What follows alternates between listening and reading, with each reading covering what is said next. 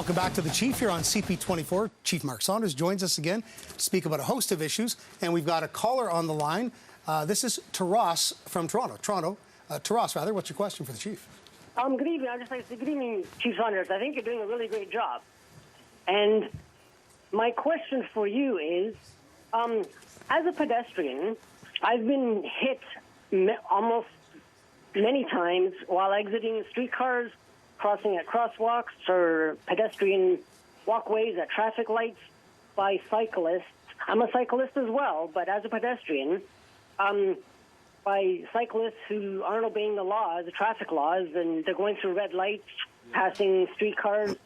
So with all this government funding for cycling lanes and bike lanes and cycling infrastructure, I'm just wondering if the government's going to provide more infrastructure for the enforcement of the traffic laws for cyclists, or what you're going to be doing about all this increase of cyclists breaking the law. Thanks, Taras. So? Taras, thank you for that question. And, you know, highway traffic act enforcement is something that's important. We have 5,300 kilometers of roadway in the city. That's a lot of opportunity for things to go wrong if people aren't listening and respecting the laws that are put in front of them. I can tell you that the divisions on a regular basis do have enforcement that's specific to cyclists, and because of the fact that there's an increase.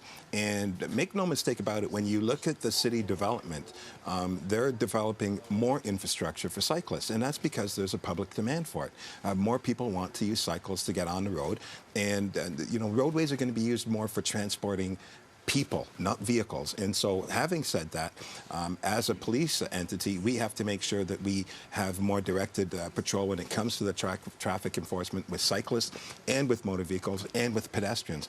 And so, a classic example is the start of next month, first week of school, between the 6th and the 9th, we have Project Focus, and that's exactly what it is. It is to look at motorists, cyclists, and pedestrians, and it's to enforce and to make sure speeding is the #1 cause, but also we'll be looking at exactly what Taras was talking about, which was streetcars. You know, a streetcar it's one of those things that if you're not from the city, you don't understand, and sometimes you're breaking the law, and time after time we are pulling people over and issuing tickets for that, but it's still dangerous. You know, we don't want to be retroactive, people getting hit. We want to see what we can do to help stop that from happening. Something that's interesting, though, when you look at some of the countries, they have camera systems, and those camera systems are on the doors, and they're on the stop signs for the school buses, and they can record everything. And so these are things that we can start talking about as we look at advancing technology and working in partnership, so that will be a deterrent for people to not want to break the law. Thanks, Chief. Let's go down to Jian Lee, who joins us now from the web area with another question for the Chief. Hi, Ji. Hi there. Yes, this question comes from John, and he asks, can something be done with drivers blocking intersections downtown in rush hour? It's traffic chaos. Yeah. The age-old question. Traffic, yeah. No, and that's a good question, and the answer to that is yes. When you look at us trying to modernize policing with the Transformational Task Force and with the report that we've put out, and we've asked for community input, and how do we address traffic is one of the issues. One of the things that we specifically talk about was leveraging technology to assist traffic enforcement. It's one thing to have a sign up, but if you have a sign where you know there's going to be guaranteed enforcement, people will behave, and other countries have shown that. And so, classic example, rush hour in that left-hand turn, and you've got this long lineup of cars that can't turn, and then Buddy comes in the middle lane, turns a 3-lane highway into a 1-lane highway, and cuts in front of everybody. Well, we've got technology that will discourage that. And so there's so many things that we can do, and when it comes to gridlock, if we do it the way that we traditionally do it, we cause gridlock, because we're pulling people over, and now we're giving that person a ticket, blocking the lane of traffic, so now it cascades to all the vehicles behind. If we utilize technology for that, I guarantee you it will stop that behavior. There will not be gridlock. There will be less opportunity for those collisions to occur, and traffic will flow freer. You know, the conscience is one thing, but the pocketbook's quite another. If you hit people there, you're likely going to get their attention at some point, right? Yeah, it's just to compel you to behave. That's all it is at the end of the day. And for those that do behave, you'll never see a ticket. But, you know, if you're going to take these chances because you need that extra 10 seconds to get to work at the expense of causing someone to get hurt or even die, you know, you deserve that ticket. I've got an email question that was sent to us earlier tonight, Chief, from Jeff Chubry. His question for you is regarding people that beg on roadways in Toronto, not those that pan on the corners, but people on the roadways when there's a light at an intersection, walking up to cars, sometimes intimidatingly, also walking into traffic, weaving in and out of cars on city streets, highway off-ramps. There is a safety concern with people walking into traffic, distracting drivers. Isn't that a problem? And can police ticket them for vagrancy or something else? Well, here we have a two-pronged issue. There's a social statement to be made when people are in that situation where they have to beg for money. And so we need other entities to be on board to help the reduction of that. But at the same token, when it comes to the fact that people feel intimidated or there's assaultive behavior or aggressive behavior, those are the things that we need to know. And by and large, most people don't report. They don't tell us. But when you do tell us, I've got different entities. I've got my community response units that can respond to those types of things to discourage that from happening. And so it's a matter of the community, the public letting us know where they are and when they are there, and then that gives us the opportunity to go there and deal with it. And we do deal with it when we're told, and a lot of times we see it and we encounter and we investigate and we talk to these people, and sometimes it's to help facilitate something, and other times, depending on behavior, it could lead to something else. All right, thanks, Chief. Time for another short break here on this episode of The Chief. We want you to be involved. Phone us, email us, tweet us your questions. We'll be back in just a few more minutes with more on The Chief.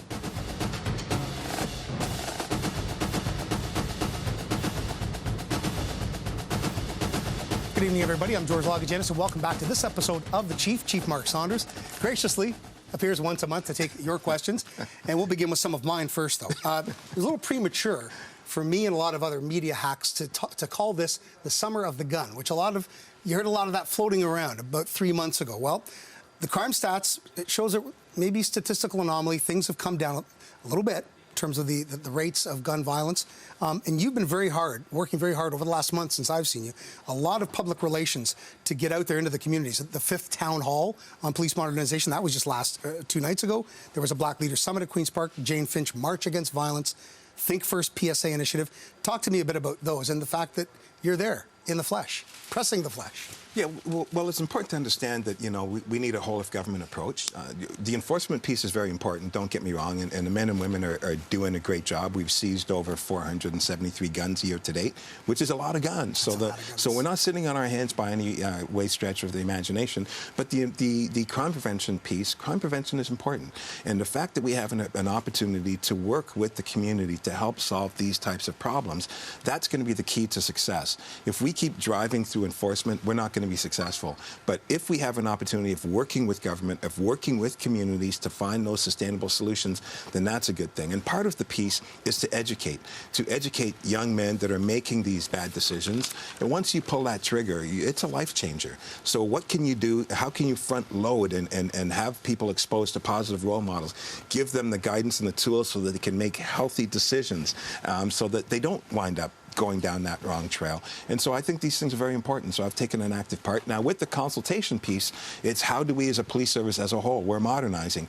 What does the public want us to do? Where do they want us? How can we strengthen our partnerships with the communities that are out there and the other agencies that can help us? And what are the dynamic and unique needs of the city of Toronto? And what can we do to help keep our city safe? And we've received a tremendous amount of feedback. We've got 3 more meetings to go, consultations, and I'm sure that we'll have some other different types of input as well, so that we continuously work with the community so they can help us make that final product in January.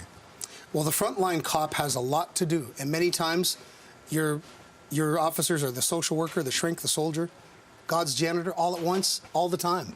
That's a big load to carry. Yeah, it is complex, and one thing that I've said over and over again, after 8 o'clock, we're the primary caregivers for people that are living with mental health issues. And so this is an opportunity to work with the other partners, make them more aware that there needs to be more help from other agencies, other entities that are out there that want to do a good job but just don't understand how they can plug in to help. Well, now's the time to have those conversations, and we're looking forward to doing just that. Thanks, Chief. Let's go down to Gian Lee once again in the web area for another question for the Chief. Hi, this question is from Stan, and he asks, what is the most common crime you deal with? As well, what made you become a police officer at first? Good. Good question. Good question. The most common issue that we have is dealing with people that live with mental health issues.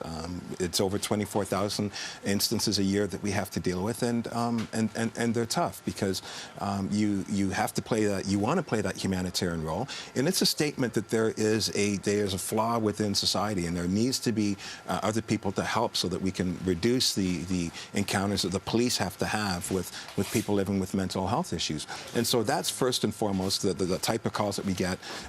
People that have substance issues as well becomes very predominant. They can be committing a crime, but it can be induced by being on a narcotic or alcohol or things along those lines. So those are the types of calls that we generally get on a regular basis. It's a lot more. It's not the chasing fast cars and things like that. It's more the social piece and the crisis intervention types of interactions that we have by and large. And I got on. I wanted to make a positive difference. I don't think that there is a greater job than to help serving others. And the men and women that swear to protect the city, by and large, feel that same way too. And there's tremendous gratification out of helping and being responsible for making this one of the safest cities in the world. You grew up here in the city? No, right? I didn't. Where did you born grow in up? England, moved to Montreal, and then I spent many years out in Milton, and I've been in Toronto for 33 years now. Before you were a cop, as a young kid, did you ever experience any aggressive behavior from a cop? Anything that was borderline racism? Anything like that? And how did you manage it? Well, there were moments where I was stupid, and so it's not like people stepped out of their way to talk with me, and so stupid is as stupid as does, and so yeah, there are moments where I was treated. I would say now, in hindsight, I was treated appropriately, but let's not forget, I came from a family that was a very spare the rod, spoil a child type of thing. So I'm a yes sir, no sir kind of person. So I wouldn't give you reason to take anything to the next level. All the social ills and problems we all have to deal with today, they've always been there. The difference now is that the eye never blinks. Your officers will soon be wearing cameras. Everybody has a camera. You point the lens at someone, they put the mirror right back so it bounces back at you. It's just a never-ending cycle. Yeah. So everything's exposed all the time, and without context, that's where we get into trouble, right? Yeah, but the big difference is the fact that we've changed too, and we've changed drastically. Gone are the days where it's action reaction, arrest the bad guys. That was it, just the facts, ma'am.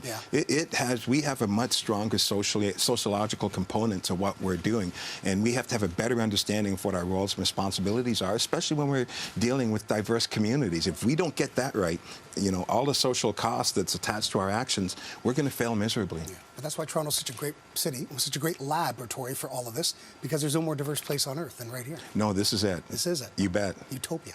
All right, Chief, thanks. We're going to take another short break here on this episode of The Chief. We'd love to hear from you. Lots of time left, so give us a call at 416-872-2724. Email us now at cp24.com or tweet us at AskTheChief, CP24.